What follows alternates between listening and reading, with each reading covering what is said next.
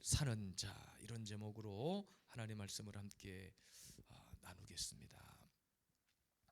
특별히 오늘 본문에 기록된 미스바, 저희가 금요 예배 금요 기도회 모임의 영적인 컨셉을 미스바 기도회로 잡은 그 근거의 말씀이 오늘 본문의 내용입니다. 사실 여러분, 영적으로 이스라엘의 역사는 사무엘상 4장에 보면 이가봇이라고 하는 그 역사와 오늘 우리가 함께 나눌 에베네셀이라고 하는 역사로 나뉩니다. 무슨 얘기냐면 사무엘상 4장 21절에서 22절 말씀을 우리가 한번 받기를 원합니다. 이르기를 영광이 이스라엘에서 떠났다 하고 아이 이름을 이가봇이라 하였으니 하나님의 괴가 빼앗겼고 그의 시아버지와 남편이 죽었기 때문이며, 또 이르기를 하나님의 괴를 빼앗겼으므로 영광이 이스라엘에서 떠났다 하였더라. 그러니까 여러분, 이가봇이라고 하는 그 이름의 뜻은 하나님의 영광이 떠났다는 거예요. 하나님의 영광이. 그러니까 이스라엘의 역사는 둘 중 하나입니다. 이 이가봇의 역사, 하나님의 영광이 떠났을 때와 하나님의 영광이 충만할 때. 오늘 본문 에베네셀 많이 들어보셨죠? 많은 성도들이 에베네셀 이 말씀을 너무나 좋아합니다.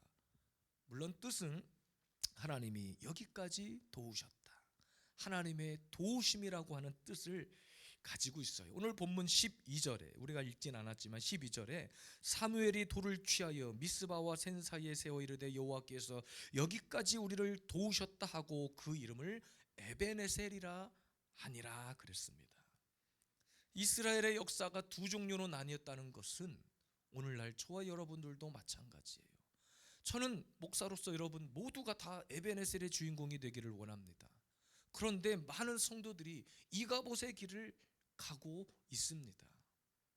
하나님의 영광이 떠났는데 하나님의 영광이 떠난 줄 모르고 그냥 이 세상에서 그렇게 사는 거예요. 착각 속에 사는 겁니다. 이스라엘이 하나님의 영광 안에서 거했을 때는 영적 전성기를 구가할 때예요. 오늘도 말씀 가운데 블레셋이 쳐들어옵니다. 그런데 그들이 이길 수 있었던 유일한 길은 하나님의 영광이, 하나님의 은혜가 함께 할 때였어요. 그 에베네셀의 길을 갈 때에 그 영적 전성기의 시대는 언제였냐? 그들이 하나님의 영광 안에 거할 때입니다. 그러면 언제 여러분 이가봇의 길을 가는가? 언제 하나님의 영광이 떠나는가? 거꾸로 말하면 하나님의 영광을 무시하고 하나님의 법을 무시하고 하나님의 말씀을 무시하고 예배 드리지 않고 기도하지 않아도 내가 이 땅에서 그냥 그럭저럭 살 수 있구나. 많은 사람들이 여기에서 다 넘어지고 착각하는 거예요. 역사 가운데 예배하지 않고 기도하지 않고 하나님의 법을 떠나서 잘 먹고 잘 살았던 민족은 단 한 민족도 없습니다. 이스라엘이 하나님 말씀을 떠나고 하나님의 율법을 떠나서 승승장구했던 역사는 없어요. 성경에 보면 둘 중 하나입니다. 포로로 잡혀가서 평생 노예로 살든지 아니면 여호와의 영광이 가득해서 에베네셀의 주인공이 되든지. 저는 2026년 저와 여러분들이, 우리 교회 모든 성도들이, 우리 교회를 찾아오는 많은 성도들이 에베네셀의 영광의 주인공이 되기를 원합니다. 형통의 주인공이 되기를 원합니다. 그러면 오늘 왜 하나님은 다시 이스라엘 이가봇의 역사를 뒤로 하고 다시 에베네셀의 역사의 삶을 살게 하셨는가? 그 왜 하나님이 이스라엘을 도우셨는가? 언제 어떻게 하면 에베네셀의 삶을 살 수 있는가? 오늘 말씀 가운데 함께 우리의 지금까지의 살아온 신앙들을 돌아보고 점검하고 결단하는 이 시간이 되기를 주님의 이름으로 축복합니다. 첫 번째입니다. 에베네셀의 삶을 살기 위한 첫 번째 방법은 이방신을 제거해라. 본문 3절입니다. 이방신들과 아스다롯을 너희 중에서 제거하고. 여러분, 이스라엘 백성들의 가장 큰 이가봇의 길을 갔던 가장 큰 원인 중에 하나는 이방신을 섬겼다는 거예요. 근데 놀라운 사실은 하나님도 섬겼어요. 하나님도 섬겼고 이방신도 섬긴 거예요. 근데 여러분 잘 생각해 보세요. 이스라엘을 처음 하나님이 섬긴 백성으로 부르셨을 때 하나님을 어떻게 섬기라고 그랬어요? 하나님만 섬기라고 했습니까? 아니면 하나님만 섬기되 세상도 그냥 왔다 갔다 해라? 뭐 보나마나한 질문을 제가 드린 거긴 하지만 이스라엘 백성들은 하나님만 섬기도록 부름받은 민족이었습니다. 그러니까 하나님만 끝까지 섬기고 하나님의 영광 안에 거했을 때는 두말할 것도 없이 에베네셀의 주인공이 된 거예요. 그런데 언젠가부터 양다리를 거치기 시작할 때부터 하나님을 섬긴다니까요. 제가 여러 번 설교 중에 말씀드렸죠. 많은 사람들이 교회를 다니는 많은 성도들에게 물어봐요. 당신은 크리스찬입니까? 하나님의 자녀입니까? 하나님의 성도입니까? 물어봐요. 근데 많은 성도들이 다 그렇다고 대답하죠. 그렇게 대답하는 이유는 다 일주일에 한 번, 그래도 달력에 빨간 날 정도 되면 교회는 한 번 가준다는 거야. 교회는 내가 다른 날은 모르겠지만 빨간 날 되면 큰 교회들은 1부, 2부, 3부, 4부, 5부, 6부 이렇게 예배가 있죠. 그 중에서 1시간 예배 딱 참여하고 나는 하나님의 자녀로서 주일 성수 다 했다는 거예요. 그러니까 여러분 그들의 말이 그들의 논리대로라면 맞아요. 그들은 크리스찬입니다. 물론 구원의 문제까지는 제가 논할 바가 아니죠. 감히 제가 어떻게 구원 받고 안 받고의 문제를 논할 수 있습니까? 그건 온전히 하나님께만 있는 거예요. 쉽게 판단할 수 없지만 많은 사람들이 그렇게 달력에 빨간 날 내가 교회 한번 가졌다라고 하는 생각 때문에 다 하나님의 자녀다, 나 하나님 믿는다, 그렇게 얘기한단 말이에요. 심지어는 교회 나가지 않고도 유튜브로 그냥 지나가는 검증되지도 않은 어떤 목사님들의 설교 한 편 들은 것 가지고 다 오늘 예배 드렸다, 그렇게 얘기하기도 합니다. 근데 여러분 이스라엘의 역사가 언제부터 이가봇의 역사를 걸어가게 되었느냐? 바로 그때입니다. 그때 하나님 섬긴다고 하면서 세상에 점점 팔을 들여놓기 시작한 거예요. 말은 하나님의 백성이라고 했다니까요. 말은 나 이스라엘 백성이라고 얘기한다니까요. 나 교회 성도라고 얘기한다니까요. 근데 하나님보다 세상을 더 사랑해. 우선순위가 바뀌었단 말이에요. 오늘 블레셋이 쳐들어오는 이 상황에서 이스라엘 백성들이 벌벌 떨며 하나님 앞에 기도하고 예배하는 가운데, 그 에베네셀의 은혜를 구하는 가운데 분명한 하나님의 메시지는 이방신을 제거하라였습니다. 세상도 사랑하고 하나님도 사랑하는 것이 아니라 온전히 하나님만 너의 인생의 중심에 두라는 거예요. 언제 저와 여러분들이 에베네셀의 영광을 누릴 수 있는가? 언제 하나님의 도우심을 경험하는가? 하나님이 내 인생의 중심에 있을 때입니다. 하나님이 내 인생의 최우선순위의 가치로 여겨질 때입니다. 우리는 어쩔 수 없이 세상에 살고 있죠. 세상에 살고 있지만 세상에 속해서 세상과 짝가며 세상과 벗하며 살지 말라는 거예요. 아니 세상에서 직업도 갖고 일도 해야죠. 돈도 벌고 또 공부도 열심히 하고 훌륭한 사람도 돼야 하고, 내 돈도 벌 수 있으면 많이 벌고 또 높은 위치에 올라가기도 하고 국회의원도 하고 대통령도 나오고 다 좋습니다. 그러나 그것이 삶의 목적이 되면 안 된다는 거예요. 그것을 더 하나님보다 더 사랑하지 말라는 거예요. 근데 많은 사람들이 여기서 헷갈립니다. 착각해요.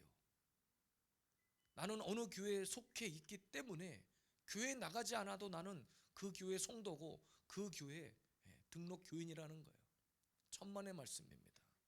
예배하지 않고 기도하지 않는 백성을 하나님을 인정하신 적이 없어요. 교회에 속했냐 속하지 않았냐가 문제가 아닙니다. 인터넷에서 그냥 우연히 지나가며 본 이야기입니다. 어떤 어린아이가 운동 경기에 출전을 해야 되는데 주전 선수로 발탁이 돼서 운동 경기에 출전을 해야 되는데 그날이 주일인 거예요. 주일.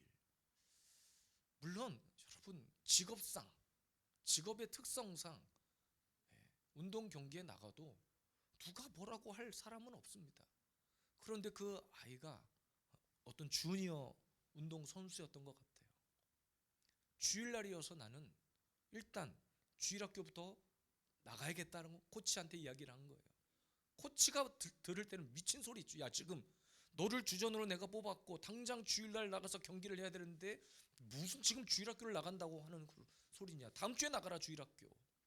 그 아이가 단호히 거절하고, 사실 단호히 거절은 했지만 마음에 많은 근심이 있었다는 거예요. 너무 아쉽고 이 기회가 아니면 안 될 것 같고. 그런데 그 아이가 끝까지 주일학교를 나가야게 됐다. 그리고 주일학교를 나갔습니다. 그날 시합에 나가지 못했어요. 주전인데.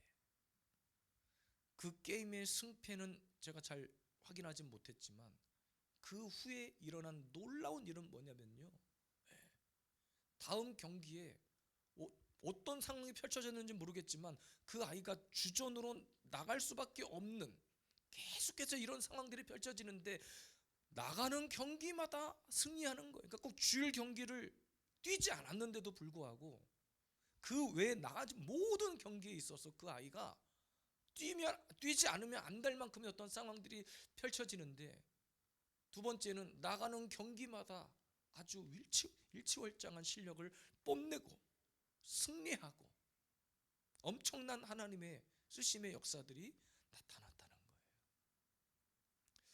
또 인터넷에서 본 이야기입니다. 제가 인터넷에서 계속 인터넷 얘기한다고 해서 인터넷 하루 종일 보고 있는 건 아닌데 참 은혜가 돼서 드리는 말씀이에요. 어떤 나이가 지긋한 권사님이 옛날 과거에 살아온 삶을 회상하면서 라떼, 요즘 그 라떼 신앙 이야기하는 게 유행이더라고요. 교회가 건축을 해야 되는데 하나님이 주신 응답, 그러니까 금액적인 응답이 있는 거예요. 하나님 제가 얼마를 헌금하면 됩니까? 굉장히 오래전 일인 것 같아요. 근데 그 권사님에게 온 감동은 10만 원이었대요. 그 남편 집사님에게 온 감동은 5만 원이었대. 그때 당시에 굉장히 큰 금액이었던 것 같아요. 저도 가끔 아내하고 어느 상황에서 헌금 드릴 때가 되면 기도해 보자, 감동받은 대로 순종하자 해놓고서 각자 기도하거든요. 그리고 둘이 딱 이야기를 할 때 서로 금액이 달라요. 그러면 어느 쪽으로 헌금을 드리냐, 둘 중 금액이 높은 감동으로 헌금을 드립니다. 돈을 많이 드려라 이야기가 아니라, 잘 들어보세요. 그 권사님은 10만 원 감동을 받았고 남편은 5만 원 감동을 받았대요. 3만 원. 그래 그 남편에게 조용히, 왜냐하면 감동 온 게 너무나, 하나님의 응답이 너무나 확실해가지고 남편한테 이야기를 했대요. 나 사실은 이 정도 감동을 받았는데 당신은 어떠냐. 남편이 막 파들짝 놀라면서 뭔 너는 그렇게 헌금을 많이 하려고 그러냐고. 그래서 어떻게 되게 타협을 해가지고, 그러면 당신이 조금만 더 써서 5만 원 헌금을 드려라. 나머지는 내가 알아서 하겠다. 그래서 어떻게 해가지고 10만 원을 건축 헌금을 드렸대요. 근데 그 남편분의 직업이 목수라고 그랬었나? 정확히 기억 안 나는데 어떤 집을 짓는 일을 하시는, 집 짓는 일을 하시는 일이었대요. 근데 그렇게 헌금을 드리고 난 이후에 일감이 몰려 들어오기 시작하는데 그분이 짓는 집마다 사람들이 너무 만족해하고 입소문이 나가지고 일이 막 밀려 들어오기 시작하는 거예요. 건축헌금 드리고 난 이후에 하나님께서 채워주시는데 정말 감당할 수 없는 간증들이 쏟아져 나오는 거예요. 그러니까 여러분 보세요. 우리가 삶의 중심을 하나님 앞에 초점을 맞출 때 있잖아요. 만약에 그 권사님이든 남편분이든 하나님 앞에 기도하면서 받은 감동이 10만 원인데 그 감동보다 돈이 너무 아까워서 당장 이거 없으면 나 죽고 못 살 것 같은데 에이 그냥 이 감동은 다음을 미루자 했으면 그 가정에 그 역사가 나타났을까요?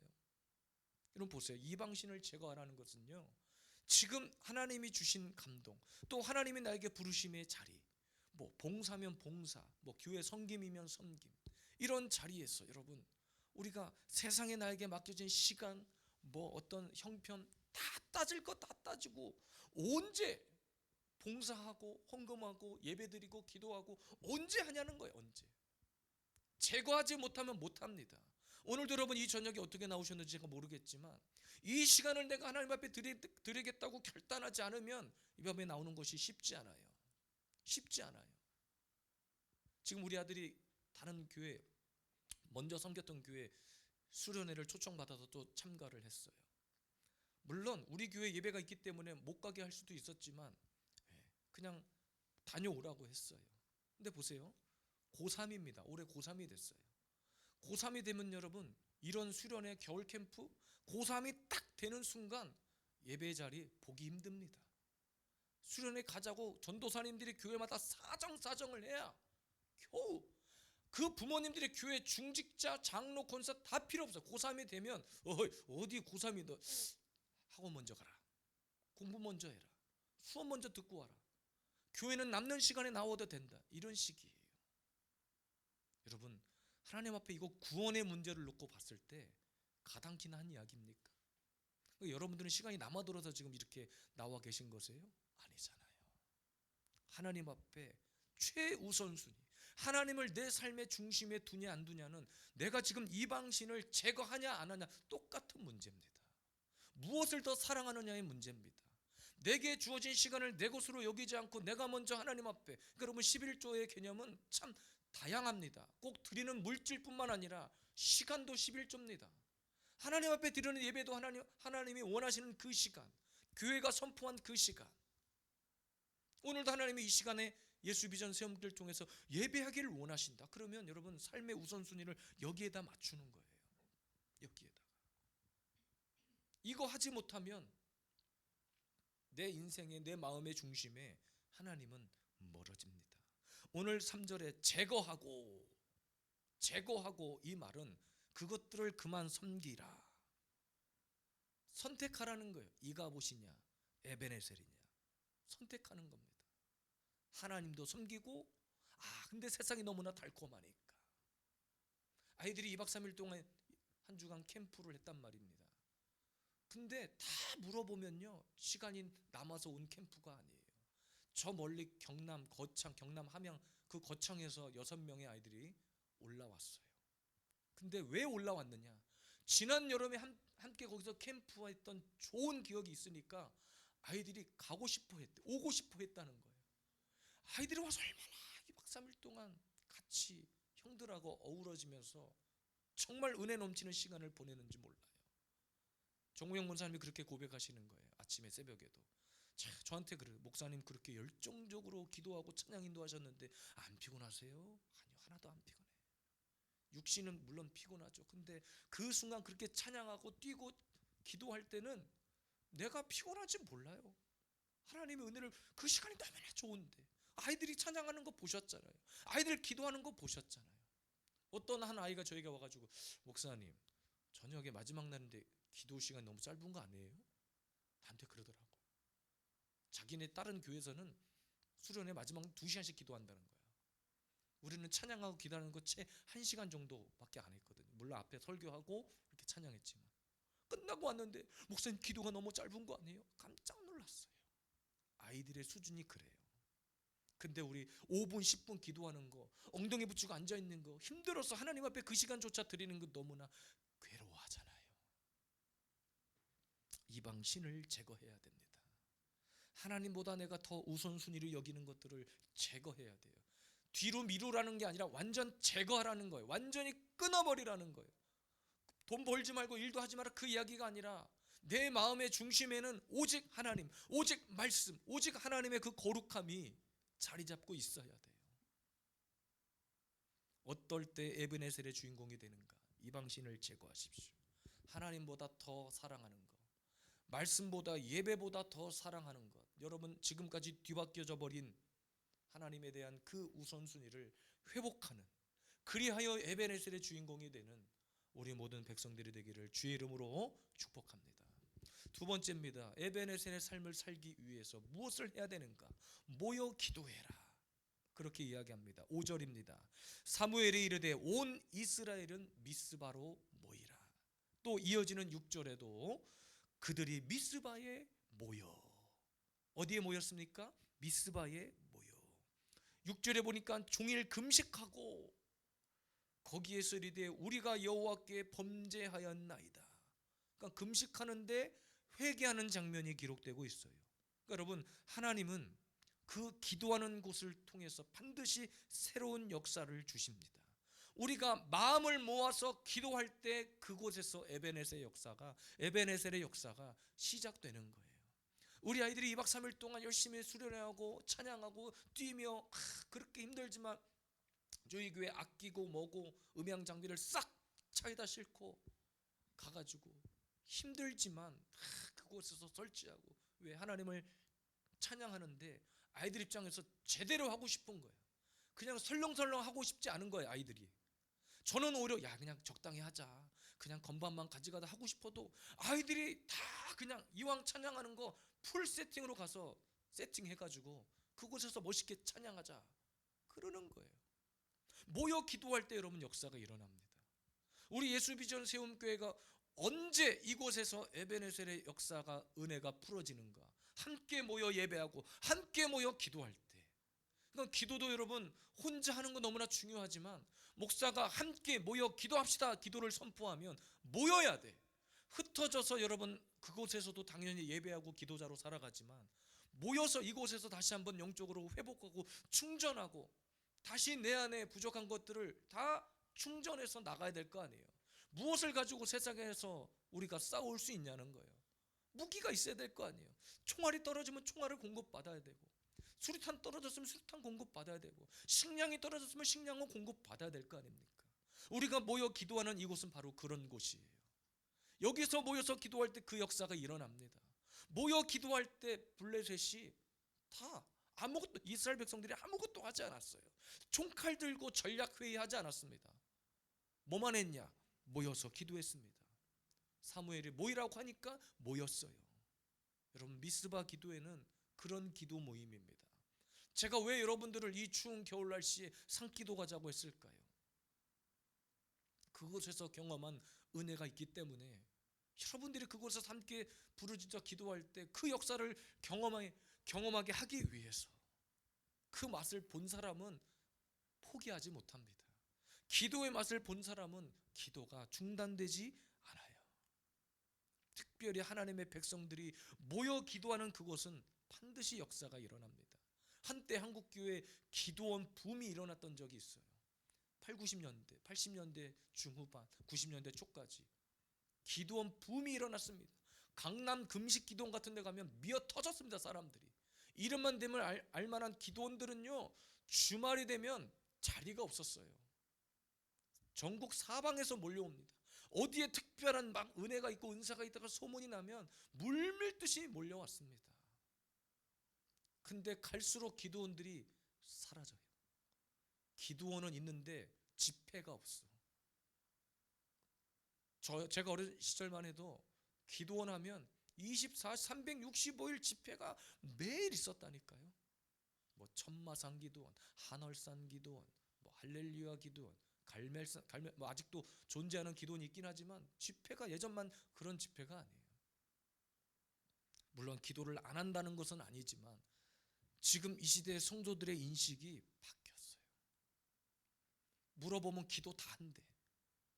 제가 여러 번 말씀드렸죠. 제가 개척 준비할 때 아는 동료 목사님이 느닷없이 전화 와서 유 목사님 근데 하루에 기도 얼만큼 해? 저는 그 전화의 음성을 하나님의 음성으로 들었습니다. 더 기도해야 되겠구나. 기도를 안 하는 건 아닌데 더 기도해야 되겠구나. 물론 무시로 기도하죠. 밥 먹을 때도 기도하고 그냥 길을 걸어가다도 기도할 수 있어요. 옛날에 8, 90년대만 해도 지하철 타고 다니잖아요. 버스 타고 다니잖아요. 차 안에서 성경책을 딱 펴서 보시는 분들이 꽤 많았어요. 오늘도 제가 병원 진료가 있어서 잠깐 병원을 다녀오는데 앉아서 대기하는데 어떤 여자분 딱 보니까 권사님급 정도 돼 보여요. 성경 앱이 아니라 성경책을 딱 펴서 그 병원 한복판에서 성경을 쫙 읽고 계시더라고요. 얼마나 저는 그 모습을 보고 제가 부끄러웠는지 괜히 그 옆에 앉기가 싫더라고 나는. 그거 빨리 다른 데로 자리를 옮겨버렸어요. 저는 아무것도 안 가져갔거든요. 핸드폰 하나 딸랑 들고 가. 여기에 이제 결제 기능이 다 있으니까 그냥 요거 하나 들고 병원을 갔는데 그분은 다 두꺼운 성경책을 딱 끼고 앉아서 쫙 펴서 읽는데 지나가면서 잠깐 봤는데 성경책이 너덜너덜해졌어요. 얼마나 읽으셨는지. 이 시대는 기도하자, 말씀 읽자 모이지 않습니다. 제가 중고등 학교 다닐 시절만 해도 1년에 캠프가, 그러니까 수련회죠. 그때는 여름 성경학교, 겨울 성경학교, 봄 성경학교, 가을 성경학교가 다 있었어요. 1년에 4번 성경학교를 했어요. 그 중에 봄 성경학교는 어떤 성경학교였냐면 4박 5일을 해요. 요즘은 2박 3일 가는 것도 부모님들한테 사정사정해서 애들 좀 보내달라고 막 이렇게 하지만 4박 5일 동안 가서 뭐 했느냐? 성경만 읽었어요. 그 4박 5일 중에 이틀은 또 금식을 시켜. 중고등부 때 그렇게 했다니까요. 중고등부 때 우리 아이들 하미나 준이야 중고등부 때 그렇게 했어요. 4박 5일 동안 한 주간을, 봄방학 기간 한 주간을 다른 것 하지 않고, 프로그램이 없어. 이번 성경학교 프로그램이 뭐예요? 보니까는 잠자고 일어나서 성경 읽고 찬양하고, 성경 읽고 찬양하고, 설교도 없어. 성경 읽고 찬양하고. 그래서 4박 5일 동안 성경을 딱 일독하는 거예요. 이 시대는 그런 캠프가 없습니다. 신약 일독, 구약 일독하는 캠프는 제가 종종 봤는데 4박 5일 동안 말씀 기도 찬양, 말씀 기도 찬양 해서 성경 일독하는 프로그램은 거의 없어요. 제가 우리 다섯 교회 연합하는 목사님들에게 그거 한번 제안했더니 다들 혀를 내둘. 일단 기간에 혀를 내둘. 4박 5일, 일주일이잖아요. 이게 힘든 거야, 목사님들. 4박 5일 힘들고, 성경만 읽는다는 것에 힘들고, 4박 5일이라고 하는 장소 구하기도 힘들고. 뭐 장소 교회에서 하면 되지, 뭐 장소. 모이질 않아요. 예배하지 않습니다. 마지막 때는 모이기를 피하는 자들을 본받지 말라고 그랬습니다. 여러분, 마지막 때는 모여야 돼요. 모여서 이곳에서 성령의 뜨거움, 그 충만함을 경험해야 돼요. 블레셋을 그냥 무찌른 게 아니었다니까요. 기도하니까 역사가 일어나고, 기도하니까 하나님께서 그냥 우리와 같은 번개를 쳐서 그들을 다 흩어버리시잖아요. 영적 싸움인데 가장 먼저 영적 싸움의 기초는 모여 기도하는 거였습니다.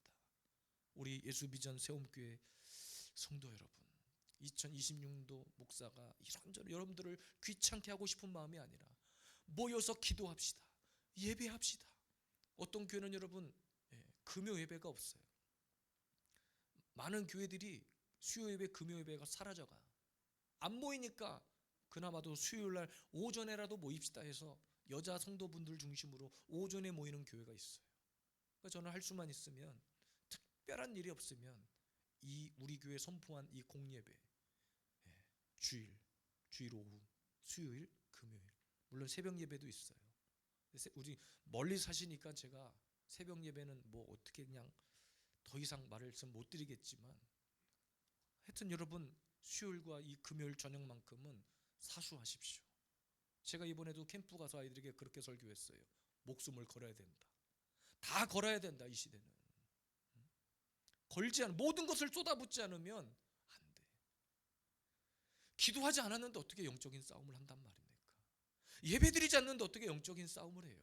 예배드리지 않고 기도하지 않는데 어떻게 귀신이 떠나가냔 말이에요. 어떻게 하나님의 역사를 우리가 사모하냔 말이에요.